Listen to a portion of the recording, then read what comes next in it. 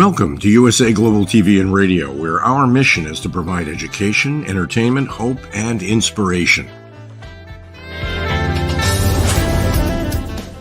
USA Global TV and Radio connects you with experts and audiences all around the world every single day to help you succeed in business and to live a richer life.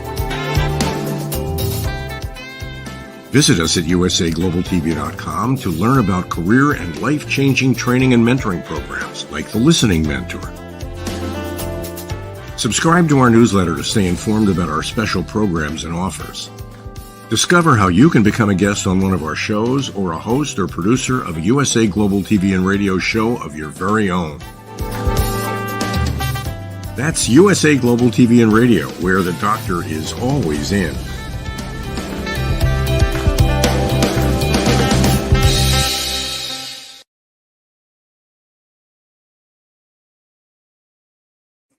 Hello, good morning, good afternoon, good evening, and welcome home to USA Global TV and Radio, where we provide world-class education, inspiration, and hope.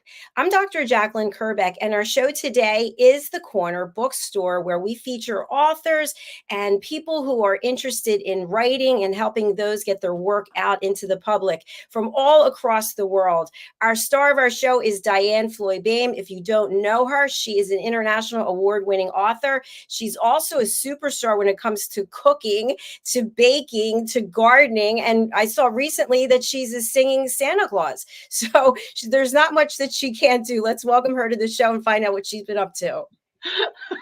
You cracked me up, Dr. Jacalyn. I was singing to that parrot, and it was singing back. That singing in Dubai. I love it, DIANN. You lived all around the world, and you've got so many stories that are still inside of you. But as we can see behind us, we have a number of your works right here. Tell us a little bit about where you got your passion for writing, and then we'll bring on our guest for today. Well, actually, it really comes to my passion for storytelling, which then led into putting the stories down on paper. And I have to give my mom a lot of credit for that, because my daddy read too. He usually just read one book, generally a week. But my mom had 2 or 3 books going at the same time in her purse, because she thought that kept her brain super active, having to switch into different settings, which always cracked me up. Even at 89, she was doing that. And so it's just been a part of our life. And we each, as kids, had our own little area for our bookshelves and so forth. So it's just a part of me, Dr. Jacalyn. I absolutely love it. And thanks for sharing that part about your mom as well. It's interesting. My mom passed away recently, as you know, and she's so many books. I can't believe it. She was reading and reading until she got dementia. Then she wasn't reading so much. But I thought to myself, oh my goodness, I never really was paying attention to what an avid reader she was. And so I love the fact that we have this show, and we have had people, as I mentioned, from all over the world who are authors. Today, we have 2 people backstage who you know very well, you've been working with, and they can help people who are watching our show. Tell us about them. Sure, I'll be happy to. I was very fortunate to learn about them through Amy. I never say her name right, her last name, but she owns Abundantly Social. And she told me about Mickey, who became my publicist, who then turned around and told me about these incredible women who own Norton's Triad publication. And they took me on as one of their authors. And I feel very blessed. And here they are today. Fantastic. Let's welcome them to the show. Hello, welcome, JM and Sahara. Nice to have you with us today. Hi, nice being here. Thank you for having us, and thank you for those kind words, DIANN. Yeah, thank you. We're blessed to have you. Yes. Thank you. Well, I've heard a number of wonderful things about both of you and about your organization. And I know one of our other team members is also one of your clients, which is exciting. So I don't know which one of you would like to start and talk about Norton's Triad publications and how you can bring value to our audience. All right, we're going to go with JM first. You're up. Okay. Norton's Triad is, we started as a collaborative publishing group between 3 authors, and we've grown from there. We've been in We've been together for 6 years. Currently we have 10 authors all together right now. We try to keep it a family. We put quality before quantity.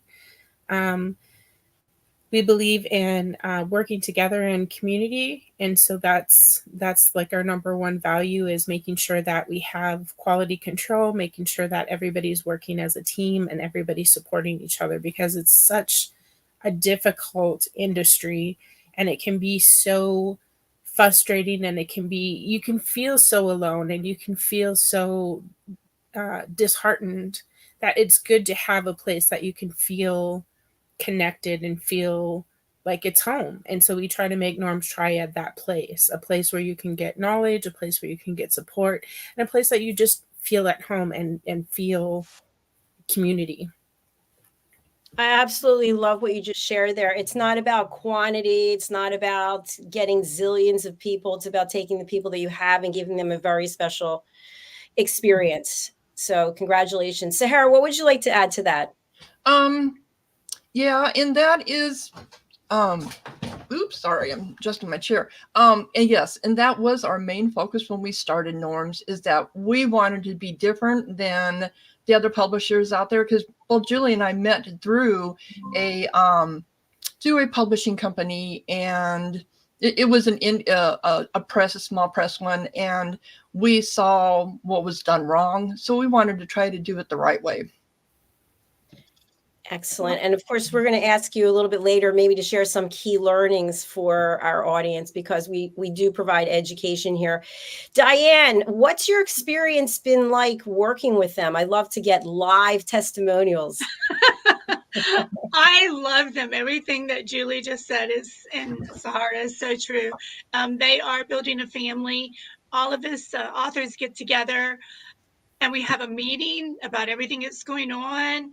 They answer all the questions so that we all know right away at the same exact time what's happening with the industry. They're always teaching us. I can't say enough. It is a family. There you go. You can put that on your website. Yeah.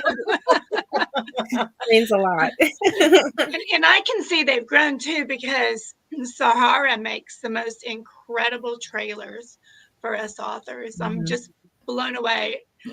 She made my first trailer. I just literally started crying. You didn't know that, did you? I was just like...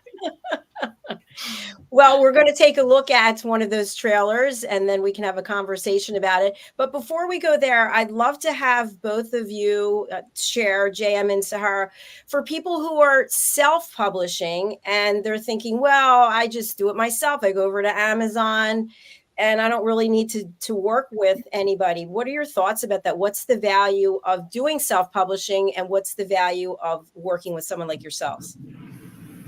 Self-publishing. Whoops, sorry. Sorry. Go ahead, Sarah. Self-publishing, they will make more money because they're not dividing the royalties between a publisher. But there is a lot of hurdles, and that they have to do the marketing and all that stuff too, which they still do even with the publisher. We do a little bit of marketing, but most of it still is up to the author.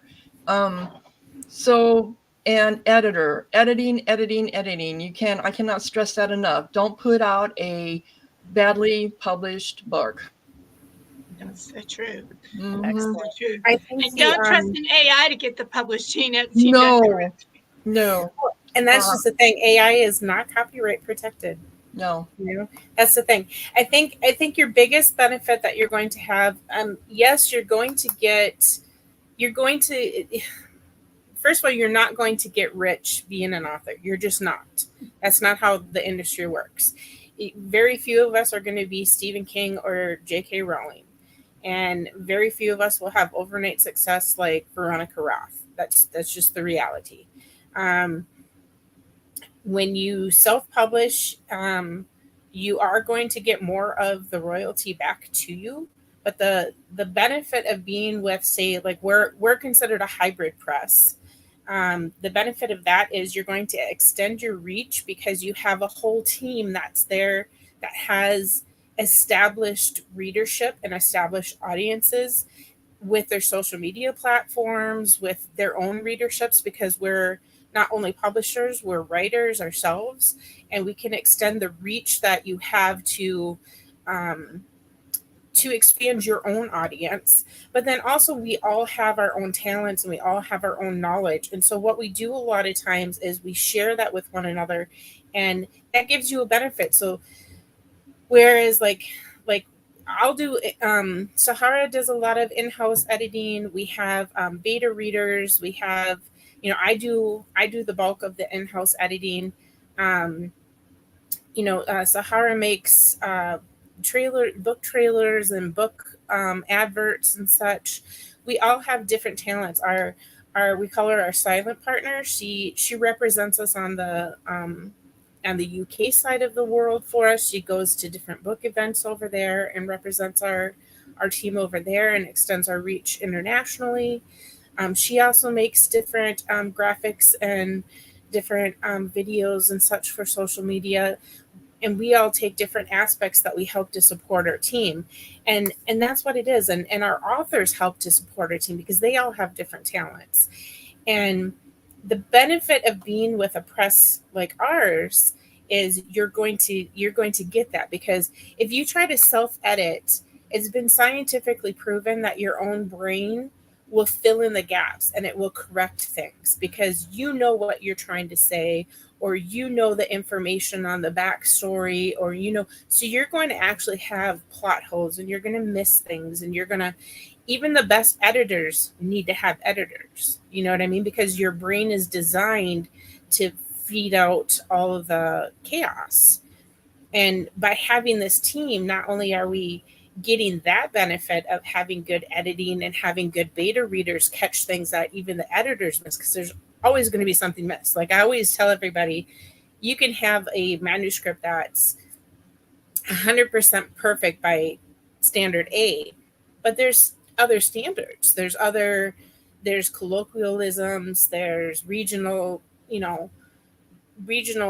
teachings. There's if you're going by the Queen's English, if you're going by American English, if you're going by, you know what I mean? There's just all these things to take into account. So you might have it perfect by one standard. It's going to fail by another standard. So it's good that we have an international team, because then we get to look at it on a bigger scope as well. Excellent points. I just learned something myself. Thank you. Thank you very much. And you had mentioned at the beginning that you're working with 10 people right now. How do you decide who you're going to take on, and how often do you take on new people? Yeah, that's the question. Right now we are full, but it's just Julie and I, and then Kaz on the side. So we are kind of full right now.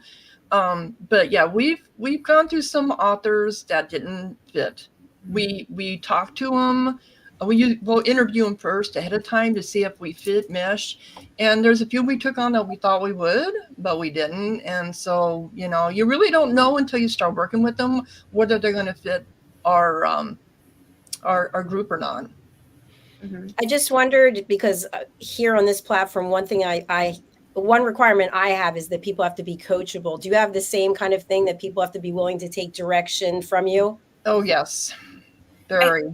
I think the biggest thing is you have to be willing, and us too. Like I always tell all of my authors, and I know DIANN can attest to this. I'm always like, fight me.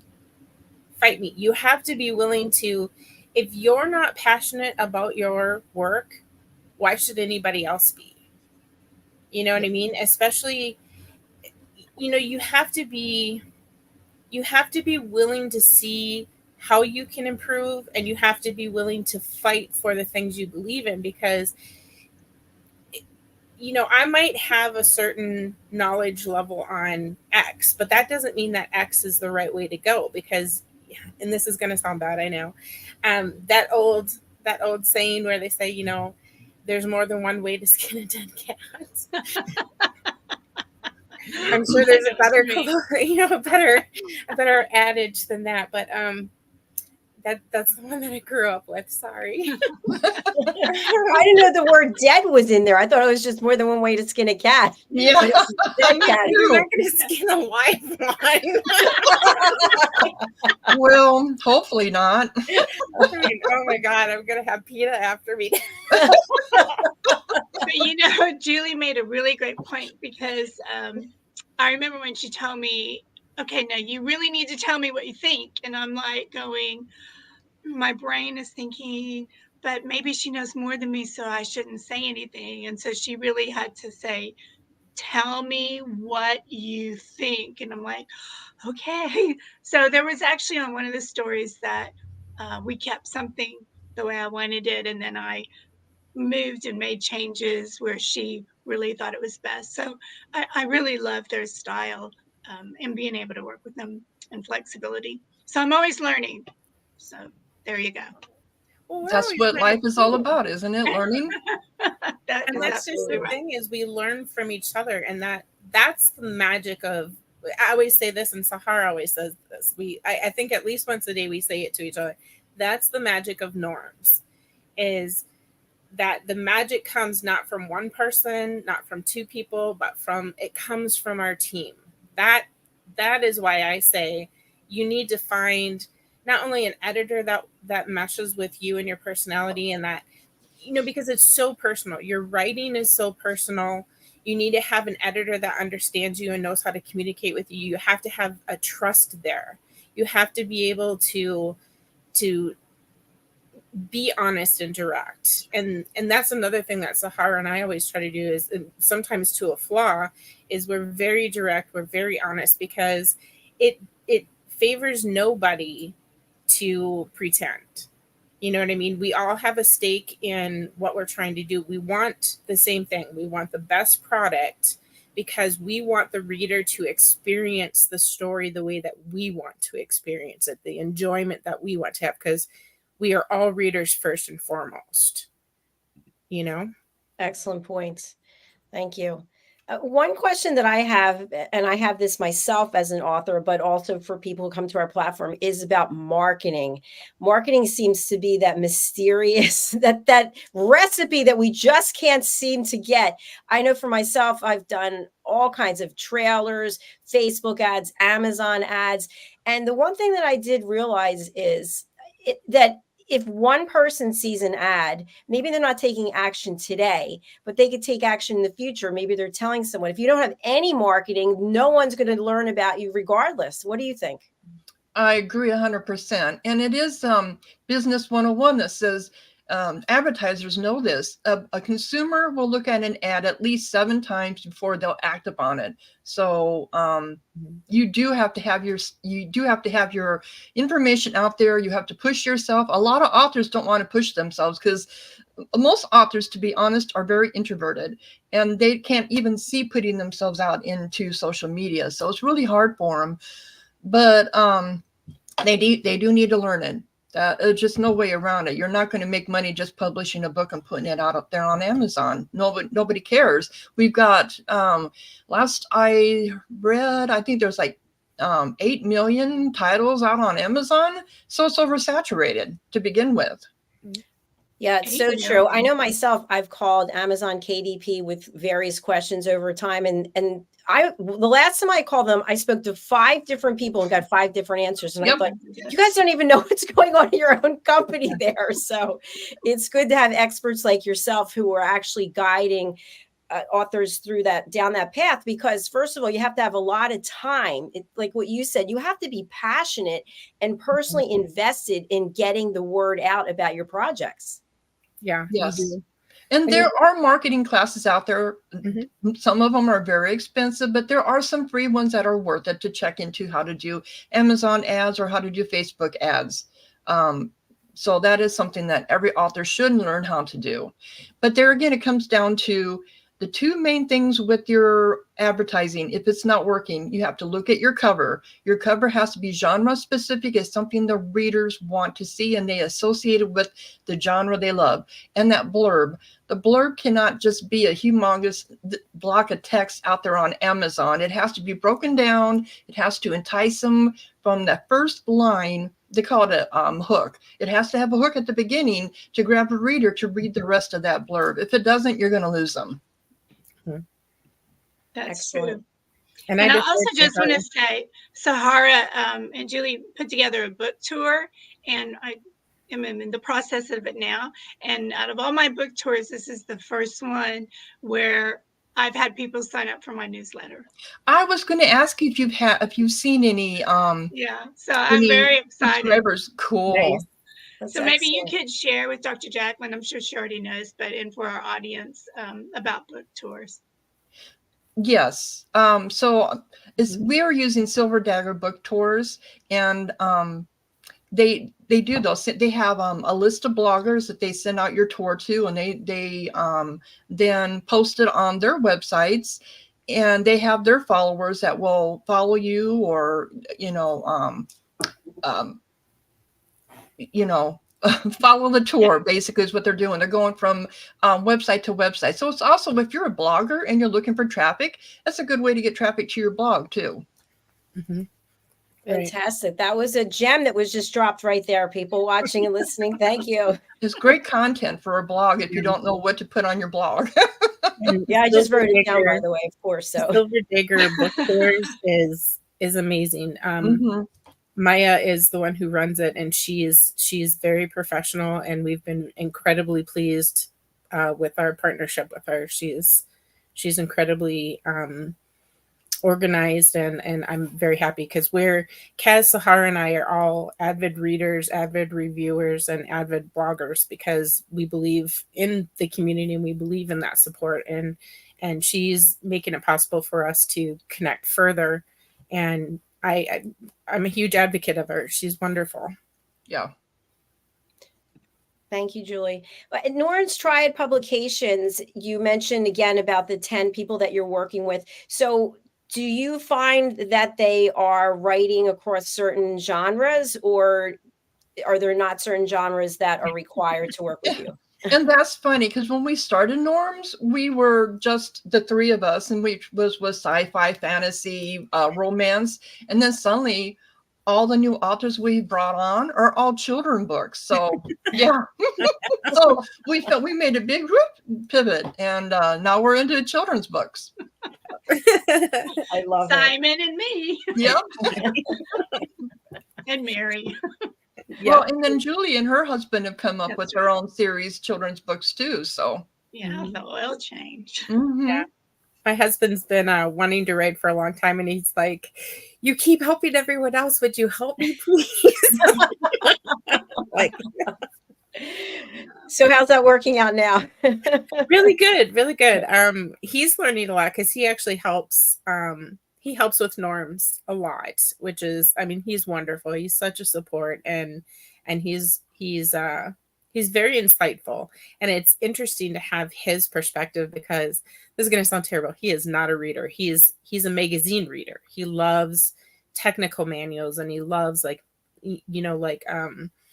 magazines, and he loves editorials and that sort of thing. And so coming from that side of it, he gives me a very different perspective on things, and it helps because, again, like I say, you bring all these different viewpoints and you bring all these different talents that all of us have, and that's where the magic comes, because we all have the same objective, but we're coming at it from different angles so that you get to see it the way that multiple readers would. And I think that that's what gives us a benefit, because you're not just looking at it one dimensionally.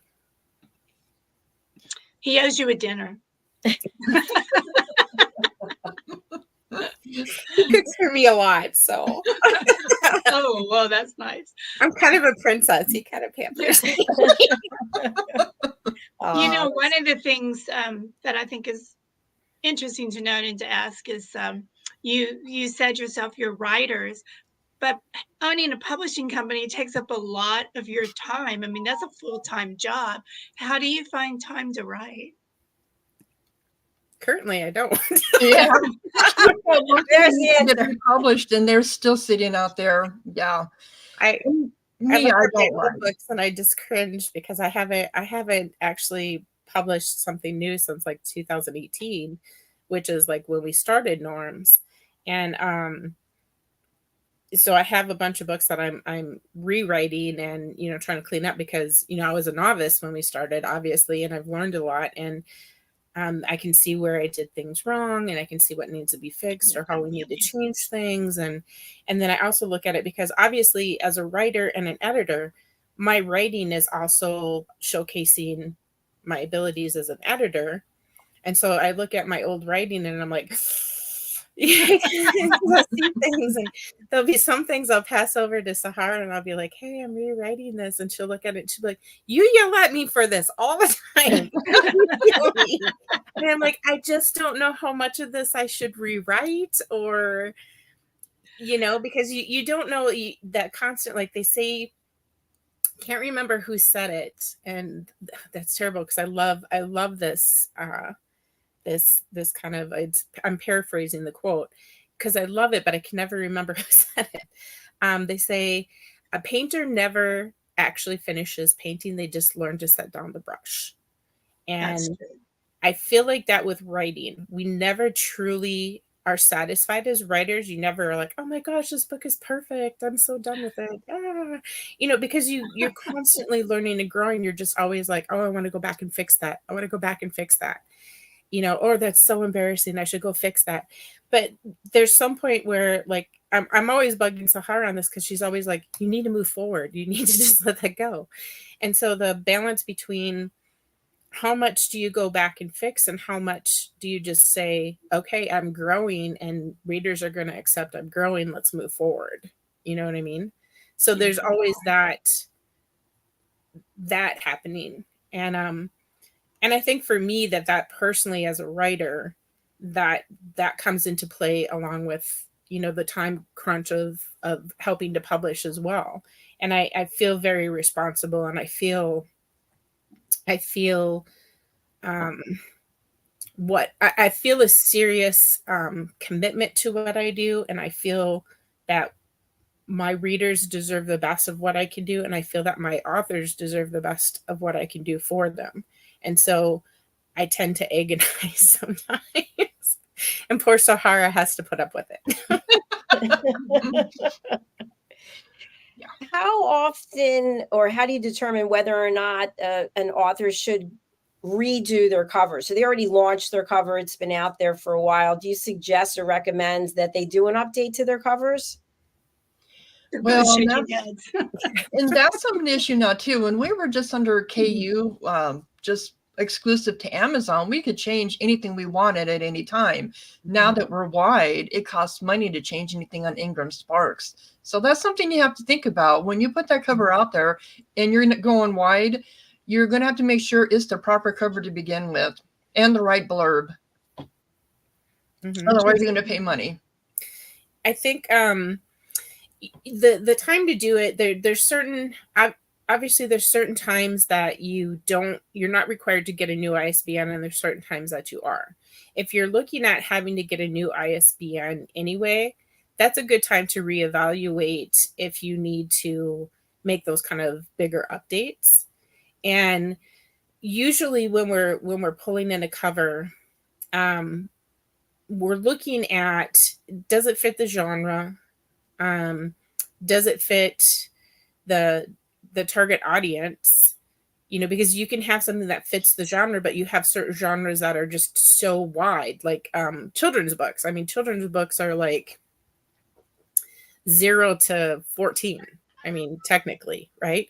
I mean, 8 to 12 is considered middle grade, but really you're kind of looking at like 6 to 14 kind of covers more middle grade, depending on the level of the you know, the reading level, and depending on who you're targeting. And then you have like, you know, 0 to 8, depending on the children's book. Is it a board book? Is it a picture book? Is it a, you know, beginner reader? Is it a chapter book? There's just all these things to take into consideration. So you have to also take in your target audience and their age group, and you have to consider, you know, trope expectations. You know, there's a lot to consider. And so I look at that kind of things, and then I sit down with Sahara and I say, okay, these are some of the things I'm thinking of creatively This is what they have. This is what I'm thinking. This is what I'm comparing it to. Now, you as the market guru of our team, and she takes a lot of marketing classes. She's brilliant. She always teases me for saying it, but she's brilliant. And I say, okay, how is this? Will this be salable? Will this be appropriate? And then she has to look at it from a whole different angle of things that I don't like to consider or look at. So why y'all work together so well. I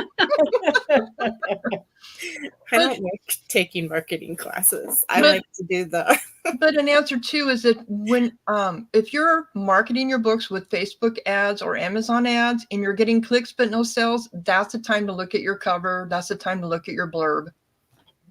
Interesting. Excellent. Yeah, that is interesting. Mhm. A question I have that I actually have heard both sides from authors is about giving your books away for free. They're still divided on that, to be quite honest. I think the last report that I can't remember the name of the Writers Media or something, they do a yearly survey of authors, and they're still split. Some authors still say, yes, giving away the free, giving away the first book in the series for free is great, but that's only if you have a long series. If you don't have a long series, it won't pay off. And then other authors are all, no, it's got to be 99 cents or more, And it's the same thing as, what do you price your ebook at? $4.99, $5.99, $3.99. There's such a variance in there. Yeah. Yeah, You have to look at the trending. Mm-hmm. Yeah, it's true. I noticed recently that at least a few people on our team who are authors, not DIANN, but other people, that they're part of the Amazon Kindle free. I forget what exactly it's called, and their books are all zero. So I don't know how that works either. Yeah. With Kindle Unlimited, they allow you to do free 7 free days a year. Or is it every 90 days? Something like that. I can't remember now. But you get to put your book out there for free for X amount of time every 90 days. So that's what a lot of them do. Mm-hmm. Yeah, it seems like it could be a worthwhile trade-off if people were to leave reviews. But of course, that's another enigma. Mm-hmm. Yeah. So my experience, I've given away for free and hoping they're going to turn around and write a review because that is a request. And it doesn't happen. But Right. The people who purchase the book, I guess because they have something invested in it, they write a review. So, but still, you don't get enough reviews. And I mean that in the sense of, at least on Amazon, and y'all correct me if I'm wrong, they want like 15 reviews before you can move up in their placement. That is a myth. There's nothing. Yes, okay. That's a myth that has been out there since I started writing, since I started publishing, and it has been discredited many times. There was also, once you have 15 reviews, you're supposed to, bump up in the algorithms. Also the same thing with 50. Oh, you got to get those 50 reviews so that people will see you. Amazon will push your book, and they don't. It has nothing to do with it. It's all about your keywords and your metadata. That's what it really is. Mm-hmm. What the reviews and the star ratings come into play for is different promotions on different platforms. So like something like BookBub is going to look at something like that. So when you're looking at trying to get into something that's more competitive and buying like an ad spot, they care about how many reviews do you have? How many what's your star rating? So that does come into play with that kind of thing. But as far as like the actual algorithms, it's not going to get you the visibility necessarily on that part of it. What gets you the visibility, they're constantly changing the algorithms, and to keep up with that is a nightmare. Yeah, it's like a hard thing to do. They just recently changed their categories again now too. So, Yeah. I wanted to share this with you. I recently published a book, and to your point, there's no money. But for me, the most important thing is that I get that little orange brown banner that says top new release, or that's really all that I care about when it first gets published. And so I noticed that this book, it's an activity book. It was number 2, but there was no little banner. So I call KDP. And by the way, I check every hour. As soon as it goes out, every hour, I'm checking, refresh. It's obsessive. So that was the example where I spoke to 5 different people to find out why is it in the top new release, but it doesn't have the little banner. And if it doesn't have the banner, the reader, the potential customer, doesn't know because it's not on there. Yep. So I was told it was because it was too soon. Then I spoke to someone else and they said it's because I didn't have any reviews. Then the third person said it had nothing to do with reviews. It had to do with ratings. So when I got to the last person, I said, can you just be honest and tell me that you have no idea whatsoever? And she's like, I really don't know. And I said, okay, here's what I'd like you to do. You have your computer there. Go to my page, put in my name, and then scroll down to this book. Do you see anything on there with the banner? No. Okay, go down to the left side and look at the categories and look at the number. Click on it. Go to the page where you see the book. Do you see the cover? There it is, number 2. Do you see anything referencing that on my product detail page? Oh, no, I don't have any information about that. I'm like, aren't you in products? I am, but I don't know. Yeah. So finally, the end of the story was I finally called, I hung up and I started all over again. And I got someone who told me that the algorithm will not permit certain books to have the orange brown banner on certain days because certain days of the year are set aside, I guess, for I don't know, but for probably the top publishers. Yes. Yeah. Mm-hmm. Yeah. Yep. So it matters what day you publish it. I said, is this written anywhere that, I didn't say it actually. You never heard. I'm like, yeah. Traditionally, they used to always publish on Tuesdays. Yeah. And so that's a huge day for publishing. And so like Tuesdays, and then it was like Tuesdays and Thursdays. And so the days that you publish sadly do matter. That's interesting. You know, that's interesting because most of my books come out on a Tuesday. Yeah, and that's why. Changing that. Goodbye. Thank you. Yep. All right, in the time that we have left, let's take a look at this beautiful clip that you put together.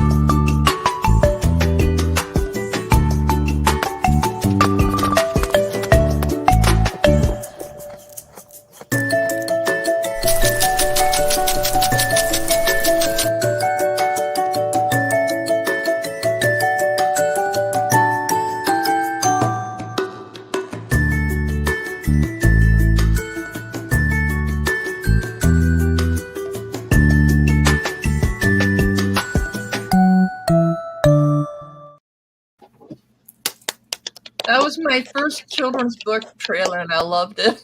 It's fabulous. It gives just such a great feeling, so positive and really well done. Thank you. Thank you. Yes. Thank you. Thank you. We just have a couple of minutes left, and I want to bring up your website. So let's take a look at it. Here it is. What would you like people to know about the website, where to go, what to take away from visiting?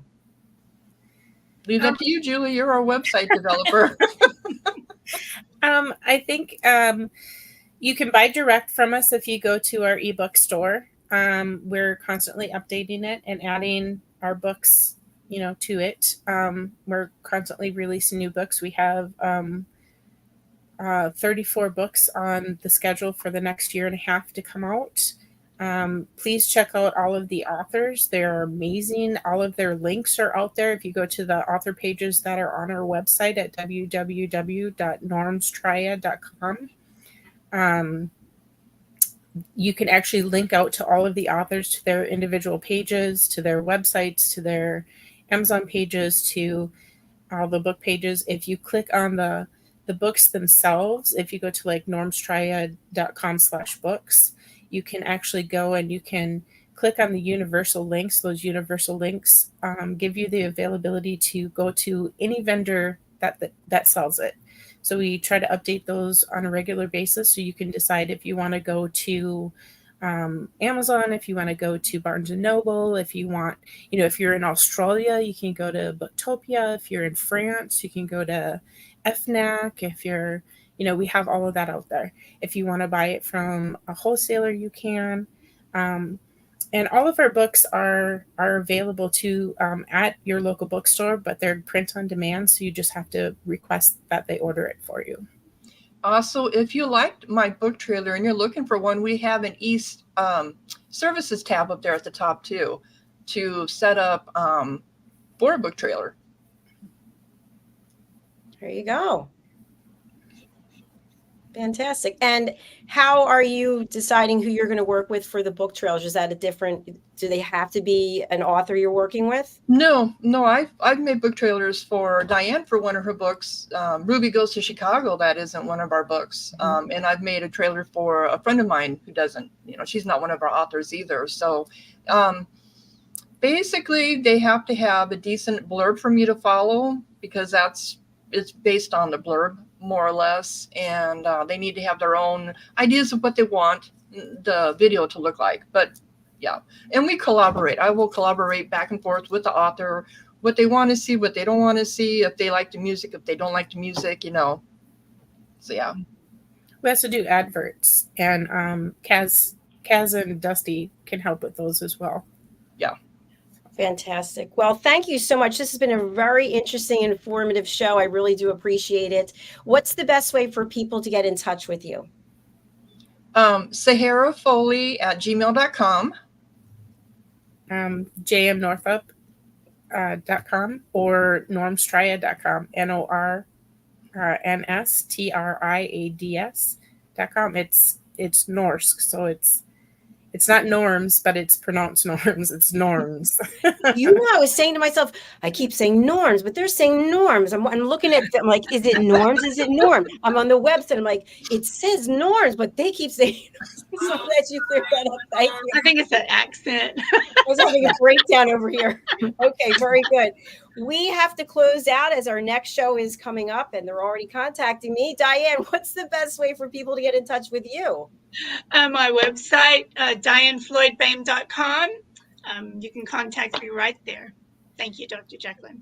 Fantastic. Well, thank you so much for being here. We really do appreciate it. Our next show is coming up. It's a special edition of Live, Learn, Teach, Inspire, and it's brought to us by the British School of Excellence and Mr. Philip Sykes. So please do stay tuned, and then we will have our regular scheduling for the rest of the day. Thanks so much for being here. Bye for now.